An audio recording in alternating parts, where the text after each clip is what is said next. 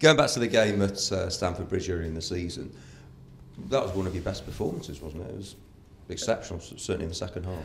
I think after the Arsenal game, to go there and or go to Arsenal, then going to lift it again a few days later, away from home, and playing ever so well, and got a really good goal with Christian at that time, and then we lost a poor goal, but the effort and the way the lads played was fantastic. We were well in the game for long periods. I thought we should have had the penalty at the time. It never happened, and you need that little break when you go to the big clubs to fall your way. But we certainly gave a right good account of ourselves. I'm sure that gives you encouragement, as would the fact you've taken points from the rest of the top four. It's a game I'm really looking forward to, Jack. It's a great game to play in. As I said, they're going for the title. Chelsea going for the Champions League as well, so they're going for big trophies. We have to try and stop it or try and derail it for ourselves as well. So, but we know we can hurt them because we've done it before. Yeah, Saturday night, big crowd expected. You know, it is one to relish, isn't it? It'll be a great atmosphere. As I said, there's no many times that people don't expect anything from me. Everybody will think that we will get turned over, but we also know we can hurt them, and I think Chelsea do as well after the last game. It'll be a really tough game. As I said, they're one of the best teams in Europe, let alone England. So we have to try and do our best and try and win. Yeah, they have that ability, don't they, under Mourinho, to grind out results. Yeah, that's very hard to break down. They are, but they're playing well. Chelsea as well. They're playing winning games. So, but we know we can hurt them, and we have to try it. Yeah. Do you think they're now favourites for the title? They'll be one of them, but I don't think you can disregard Liverpool either. And the Manchester City, I don't think you can disregard any of the ones as well. Arsenal, I don't think you can disregard. So I think there'll be a lot of things going on, but they'll certainly be one of the favourites to win it. Yeah.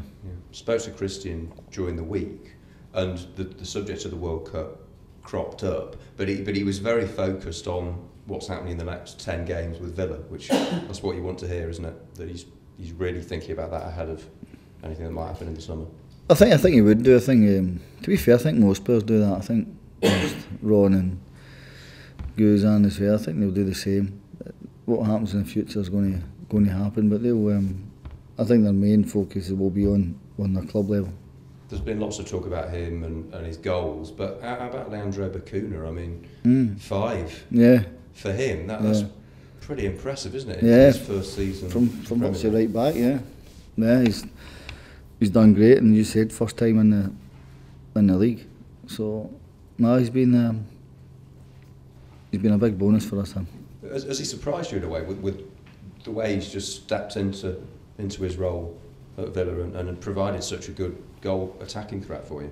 Well, he has. As I said, look at his goal against Norwich. He actually, if you look at that goal against Norwich, that one he scores.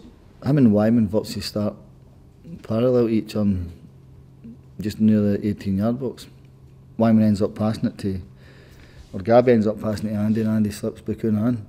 It was a great goal, that, but their fitness levels were great. And Leo's got that, as everybody knows, but to chip in with the amount of goals he's had has been a bonus. That's it. Andreas is well known for how much he runs, how much ground he covers during the course of the game, but Leandro's up there, isn't he?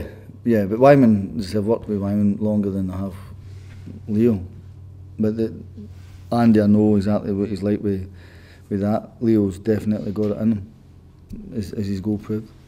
You've done well this season when you've been behind in a game, turning it round in your favour. You've got a lot of points, I think second highest in the league. Yeah. What does that say about the resilience and character and sort of quality of your team? Yeah. It's a great thing to think you're never going to give it up lightly. It's a great trait to have that. If you think if somebody's going to beat us, they're going to have to really put us down. But no, it's all credit to the team.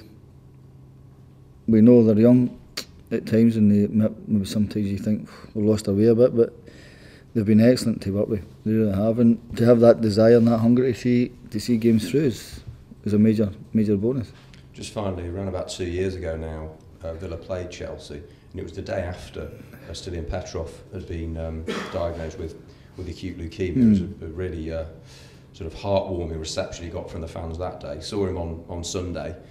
He's got a new foundation now. He's raising funds for that in a match against the some Lions and Legends.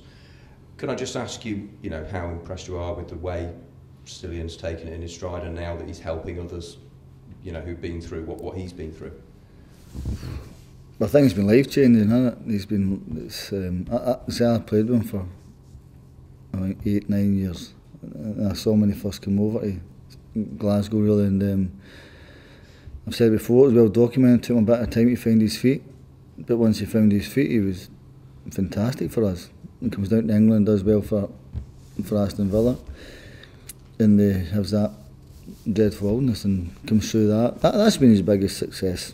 Not playing football, his biggest success has been beating that, and to help others that you've had. It's something I can't really comment about, because I've never had anything like that, and thankfully, hopefully not. But he's come through it and beat it, and to help other people is a great trait. A lot of work. I haven't spoken to him for a little while, but yeah, I'm glad he's doing really well. Yeah, he's always had a fantastic sense of humour. Mm. He's almost got that English sarcasm in his humour as well. But I know that stood him in good stead. When he was a player. I think being the player he was and being a kind of fighter, he was a good player still. And as I said, when he first came to Glasgow, he was miles off it, just from coming to another country and being a young guy in another football club, especially the city of Glasgow. We had to grow up pretty quickly, but I think the way he turned out to be a player he was fighting hard to be a footballer, and I think that stand him in good stead.